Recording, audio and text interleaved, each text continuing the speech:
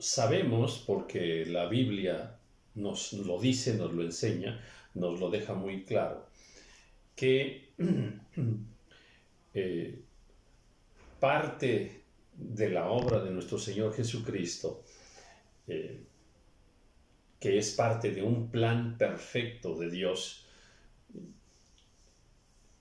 y parte de esa obra es poner fin a la ley y a ese pacto de la ley y entrar a través de nuestro Señor Jesucristo a un nuevo pacto, el pacto de la gracia.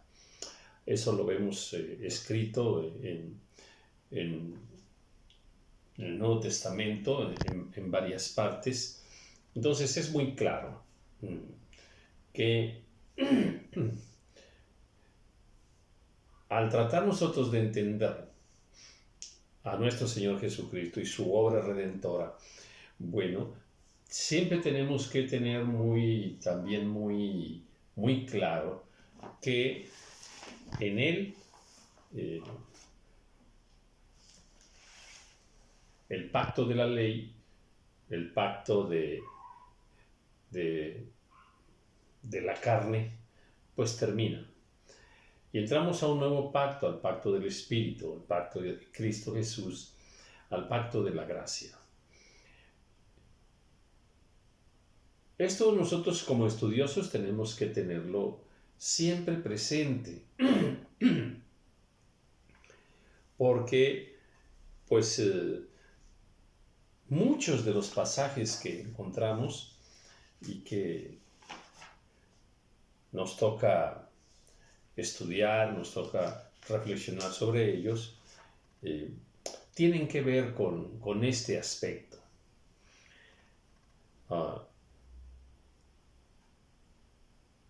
Cometemos un error grande cuando leemos y lo que leemos tratamos de aplicarlo, atención, erróneamente, a los conceptos actuales de la vida moderna. Nuestro sentido de justicia, nuestro sentido de lo bueno, nuestros conceptos del amor, nuestros conceptos del matrimonio, nuestros conceptos del dinero.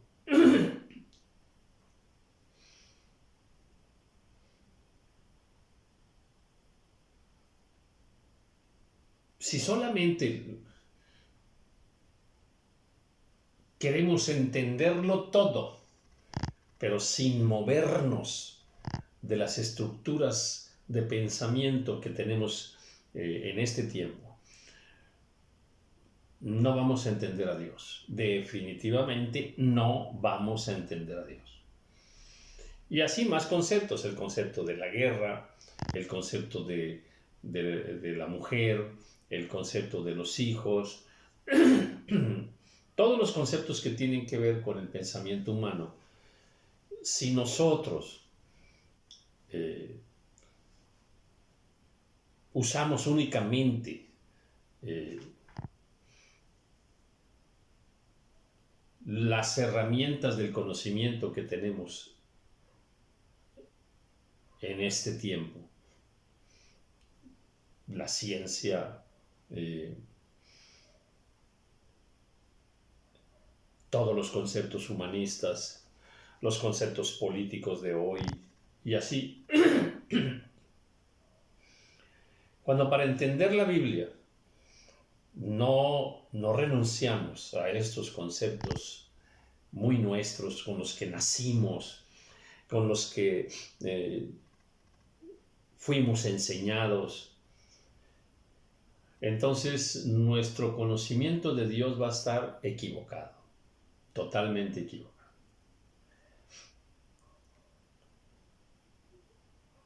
Y digo esto porque desde la semana, creo que, no sé si la pasada, al principio de la semana pasada o más bien en la antepasada, estamos leyendo el libro de San Juan, en el capítulo 8, ese pasaje de la mujer adúltera. Y ya sabemos, ¿verdad? Que por la mañana volvió al templo, ¿verdad? Y los escribas y fariseos pues, le trajeron a una mujer, ¿verdad?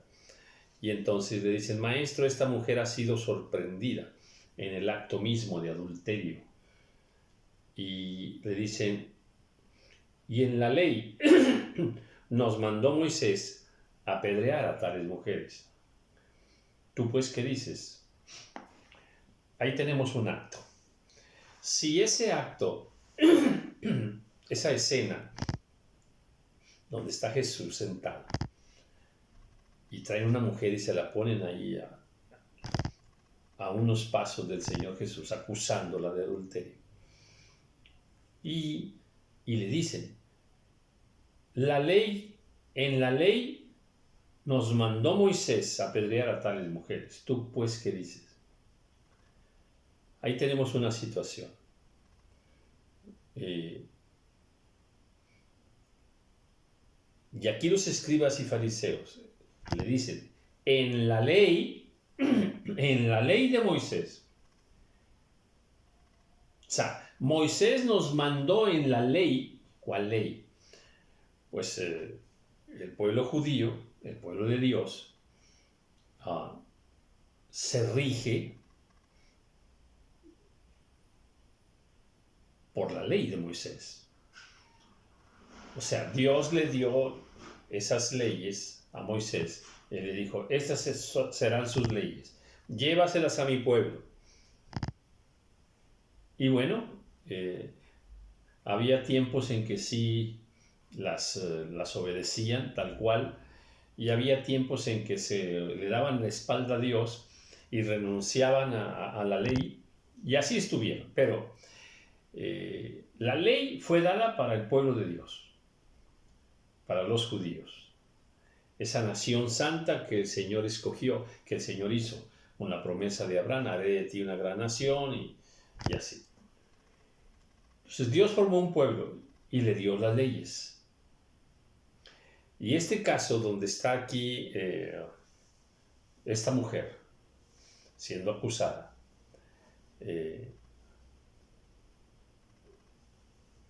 era necesario entender la ley. Entonces, por eso le digo a usted, cuando leamos la Biblia, es muy, muy importante que tomemos siempre una perspectiva correcta, un parámetro correcto de cómo son las cosas, cómo debieran ser las cosas.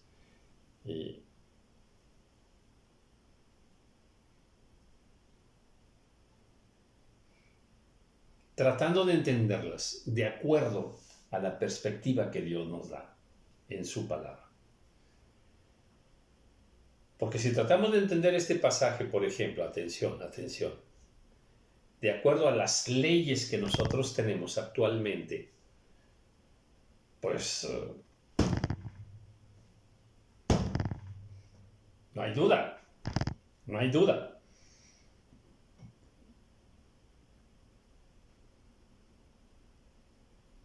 Esto no se puede hacer. Porque nosotros tenemos leyes, tenemos una constitución, en el caso de mi país, México, tenemos leyes que norman la vida de los mexicanos. Y el debiera ser es que todas las cosas que ocurren en México, todo lo que tiene que ver con la vida de los mexicanos, se sancione de acuerdo a nuestra Constitución mexicana. Entonces, si usted vive en X país, el que usted me quiera nombrar, y lee la Biblia, y encuentra aquí una situación, aquí está esta de la mujer adúltera, pero hay muchas otras, ¿no? Y trata usted de entenderla de acuerdo a las leyes de su país, no vamos a entender a Dios. No lo vamos a entender. O no vamos a encontrar su voluntad perfecta aquí en la Biblia. Y en la ley nos mandó Moisés a apedrear a tales mujeres. ¿Tú pues qué dices? Entonces, hay que conocer la ley para juzgar un caso como este. Mas esto decían tentándole para poder acusarle, pero Jesús, inclinado hacia el suelo, escribía en tierra con el dedo. Y ahí nos quedamos en el video anterior. Y como insistieran en preguntarle, se enderezó y les dijo: el que de vosotros esté sin pecado, sea el primero en arrojar la piedra contra ella.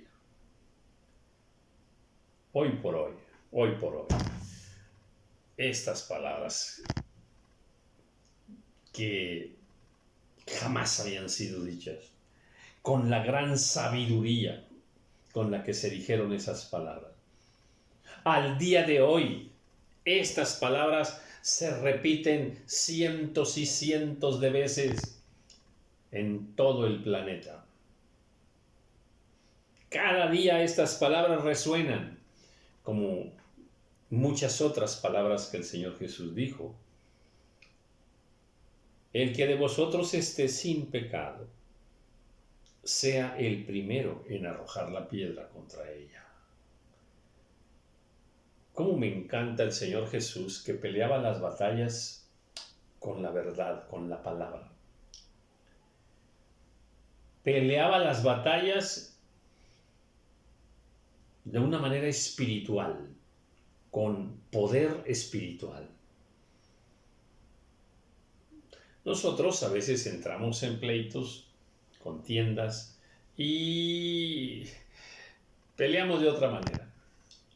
Peleamos con insultos, peleamos con enojos, peleamos con maldiciones, con amenazas, peleamos y peleamos. A veces hasta peleamos físicamente, peleamos así. Pero el Señor peleaba las grandes batallas con la palabra.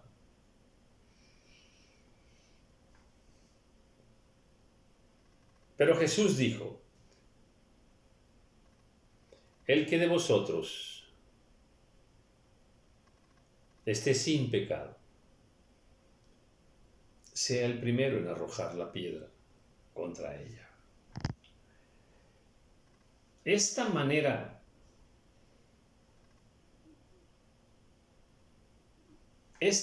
nueva que nuestro Señor Jesucristo vino a enseñar,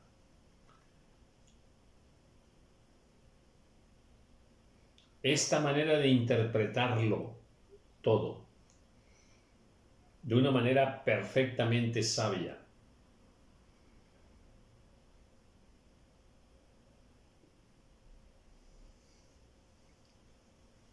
vino a cambiar el mundo.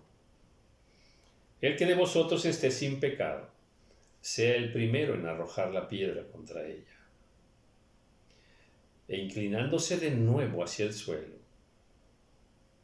siguió escribiendo en tierra.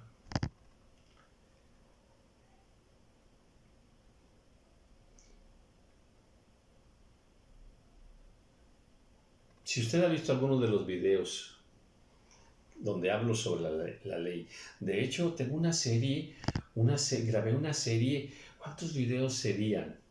No sé, quizá 40, 50 videos, no me acuerdo cuántos, donde solamente escribía, más bien leía y enseñaba sobre la ley de Moisés. La ley de Moisés. ¿Por qué le refiero a esto? Porque si usted vio alguno de esos videos, pues ya conoce cuál es mi postura con respecto a si debemos guardar el sábado, sí o no, con respecto a la ley de Moisés. Si alguna vez vio algún video, pues debe tener usted ya alguna idea. La ley de Moisés son las leyes más perfectas que puedan existir. Hay una escritura donde el Señor dice que no hay nación que tenga las leyes tan perfectas, tan justas, como las leyes que Dios le dio a su pueblo. Dice, no hay nación que tenga esas leyes. Bien, pero esas leyes fueron dadas para el pueblo de Israel. O sea, esas leyes no son para nosotros, los gentiles. Al menos no tenemos la orden de obedecerlas, ¿ok? Pero sí son para nosotros la enseñanza perfecta de lo que es justo, de lo que es bueno. Dicho de otra manera, la ley de Moisés debiera regir a todas las naciones del planeta, porque son las leyes más perfectas. No existen otras más perfectas. Pero a ellos se les dio para salvación. Y para nosotros, en este tiempo, no estamos obligados para salvarnos a obedecer esa ley. Pero sí debemos tenerla siempre en cuenta, porque esa ley nos enseña lo que es lo correcto, lo que le agrada a Dios, lo que es justo, lo que es bueno. Ahora la salvación nuestra está en Cristo Jesús. Bien. Bueno, pues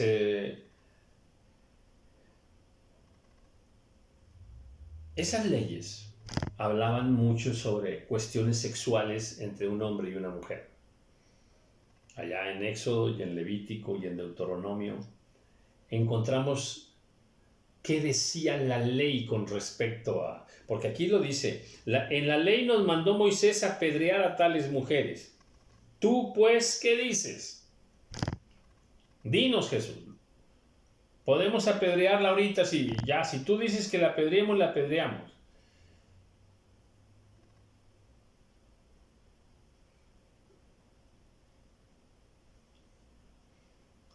Ahora, aquí yo me hago una pregunta y va para la reflexión. ¿De qué acusan a esta mujer? De adulterio. Si estaba cometiendo adulterio, pues lo estaba cometiendo con un hombre. Un hombre. No nos dice aquí la palabra del Señor si el casado era el hombre o si la casada era la mujer o ambos fueran casados. No nos lo dice directamente, pero quizá podamos tratar de encontrar esa situación y lo diré por qué. Esta es mi gran pregunta. Si la mujer estaba en un acto de adulterio con un hombre, ¿por qué no trajeron al hombre? ¿Por qué no lo trajeron ante Jesús? ¿Por qué nada más trajeron a la mujer ante Jesús? ¿Era culpable el hombre, sí o no? Esto es muy interesante. Y yendo a algunos pasajes, así muy rápido, en Levítico 20 dice, si un hombre cometiere adulterio con la mujer de su prójimo, el adúltero y la adúltera indefectiblemente serán muertos. Serán muertos. Dice que el hombre y la mujer serán muertos. Entonces, por eso aquí ya trato de entender dónde está el varón. ¿Por qué no lo traen ante Jesús? Y para encontrar una respuesta allí, otra vez, habría que conocer la ley de Moisés, lo que dice al respecto de estas situaciones de sexo, de adulterio, de matrimonio, ¿sí? entre ellos. Por ejemplo, cuando alguno tomare mujer y después de haberse llegado a ella la aborreciere y le atribuyere faltas que dan de qué hablar, en fin. Y ahí dice qué hacer. Ahí está escrito qué se debe hacer. Ese es un caso. Pero la Biblia nos habla qué pasaba si la mujer era soltera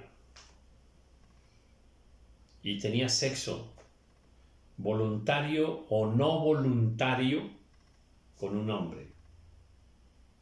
Si ella era soltera, virgen soltera. Pero había otra condición de la mujer también, cuando fuere desposada.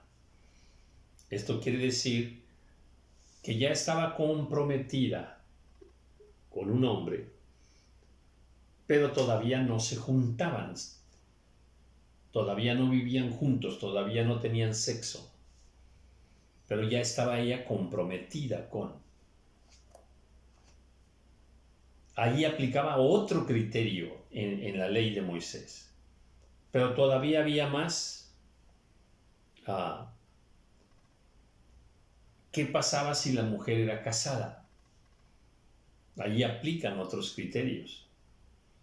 Entonces, por ejemplo, así muy rápido, aquí en Deuteronomio, si fuere sorprendido, atención aquí, alguno acostado con una mujer casada, aquí ya habla de una mujer casada,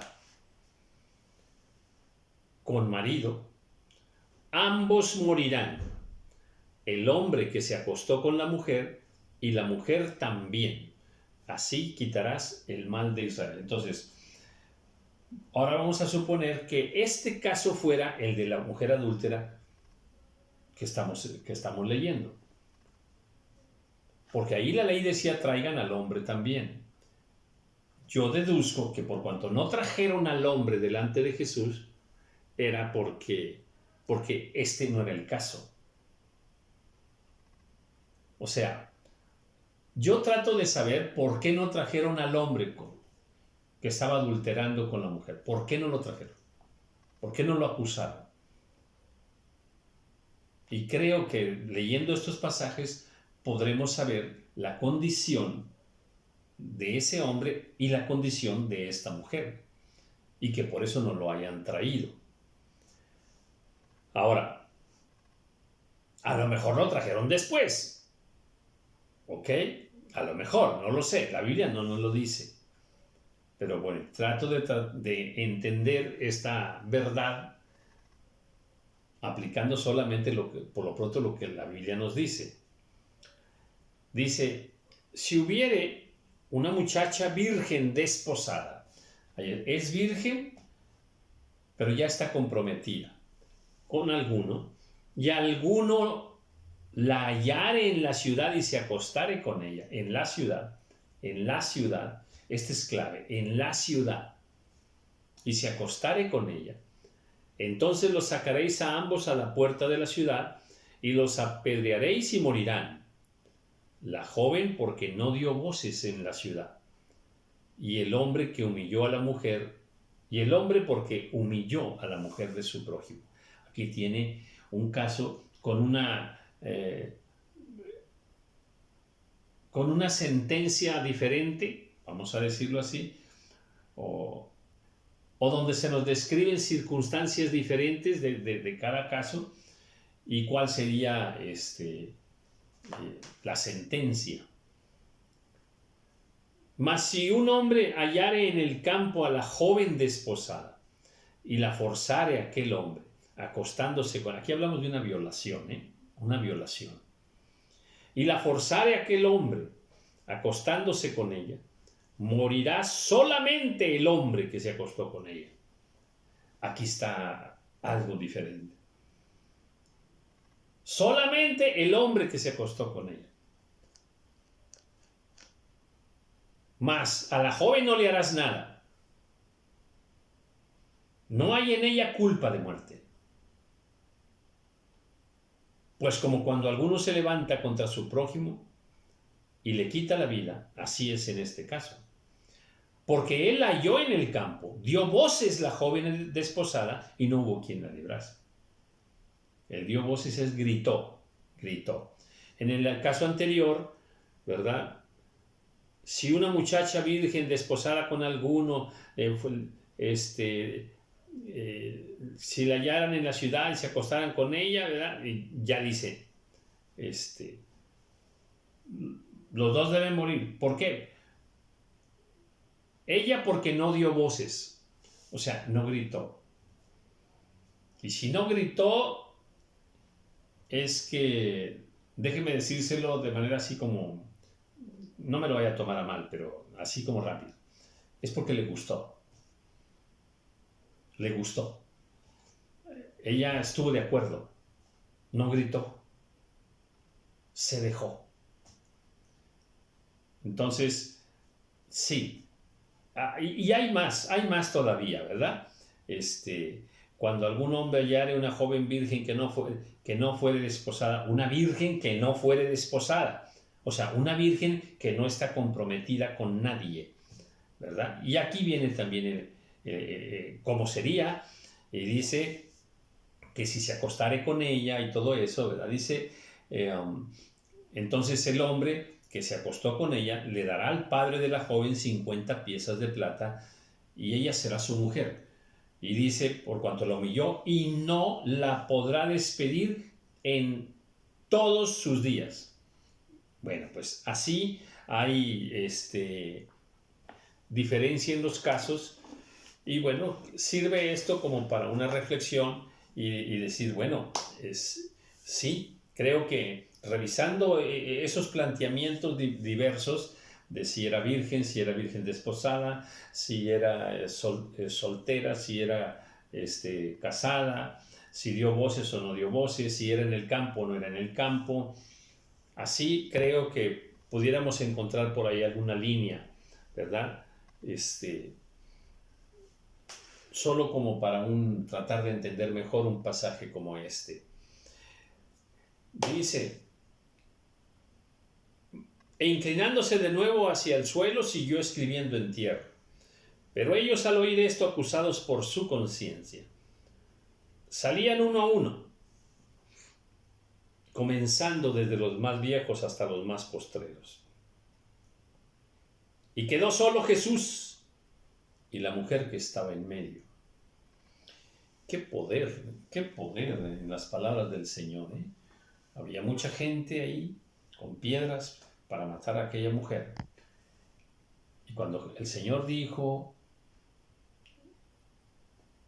aquel que esté sin pecado, sea el primero en error, no pudieron con esa palabra. Y dice aquí algo interesante. Pero ellos, al oír esto, acusados por su conciencia, se fueron todos. Aquí quiero hacer una pequeñita reflexión sobre la conciencia. La conciencia. Siempre me ha interesado este tema de la conciencia. ¿Qué es la conciencia? ¿Dónde está la conciencia? ¿Cómo funciona? ¿Para qué nos sirve a nosotros?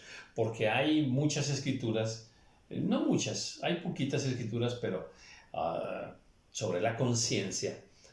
Pero, bueno, pues sí conviene meditar un poquito, que hay que tener limpia conciencia, dice la palabra del Señor. Entonces, a mí me interesa mucho eso. Quisiera entender un poquito mejor la conciencia. Como aquí. Mas ellos, ¿verdad? Acusados por su conciencia. Aquí tenemos algo que para lo que nos fue dada la conciencia. Dice que la conciencia puede acusar. Puede acusar. Hay otra escritura que nos habla de personas que ya tienen cauterizada la conciencia y ahí ya es otra cosa, ¿no? Entonces, pero en este caso, la conciencia no los dejaba tranquilos. Les acusaba. de que eran pecadores. Y quedó solo Jesús y la mujer que estaba en medio. Enderezándose Jesús, no vio a nadie sino a la mujer, le dijo: Mujer, ¿dónde están los que te acusaban? ¿Ninguno te condenó?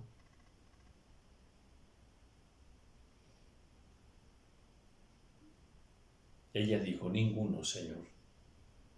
Entonces Jesús le dijo: ni yo te condeno.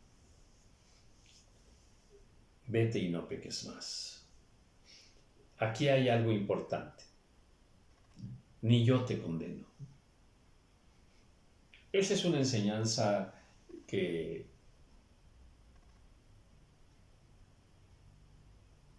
debemos prestarle atención. Ni yo te condeno. Somos muy dados a revisar cosas, lo que hicieron los demás, y somos muy dados a condenar. A condenar. Una cosa es juzgar aquella situación, analizarla, revisarla, reflexionar sobre aquello, hablar, comentar sobre aquello. Y otra cosa es condenar. Condenar.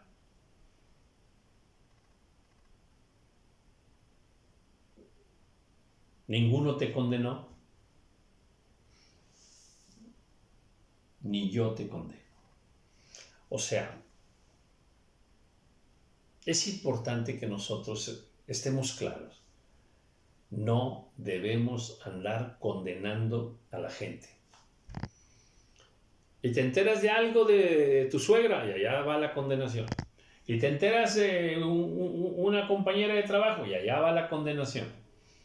Y te enteras de otro familiar y allá va la condenación. Y cuidado, porque constantemente nos convertimos en jueces que lo andan condenando todo, condenando todo.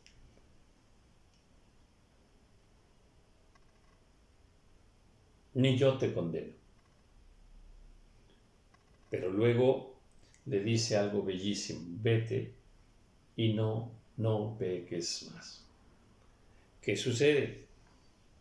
Que el Señor, de una manera amorosa, de una manera tierna, de una manera misericordiosa, como dice la Escritura, con misericordia y verdad se corrige el pecado, ¿no? Con misericordia y verdad. O sea, aquí hace algo el Señor. Le dice la verdad. Estabas pecando. Estabas pecando. Y lo otro le dice: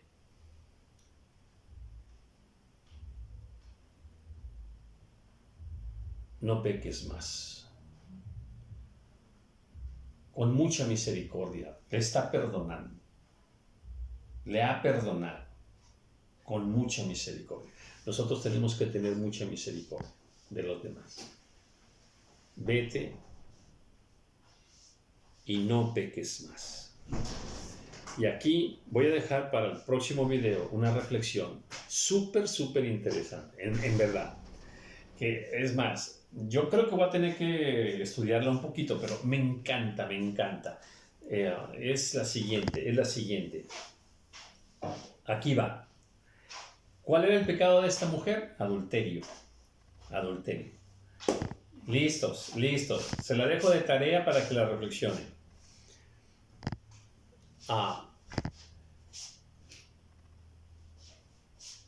¿Fue perdonado o no fue perdonado aquí el pecado de esta mujer, el adulterio? ¿Fue perdonado, sí o no? Sí fue perdonado. ¿Y cuánto tiempo tardó ahí Jesús en perdonar a la mujer? O sea, a ver, pecó la mujer y le dijo el Señor: este pecado no tiene perdón, o no se te va a perdonar hasta dentro de 3 años. Sobre esto quiero platicar, porque este pecado acá en la vida real, peca a veces algún hermano o algún pastor o algo de adulterio, y luego ya decimos, ya, manchado para siempre, manchada para siempre, y ya, no puede hacer esto, no puede hacer lo otro. ¿Por qué? Porque pecó de adulterio. Sobre eso quiero reflexionar. Se me terminó el tiempo. Gracias, gracias. Muchas bendiciones.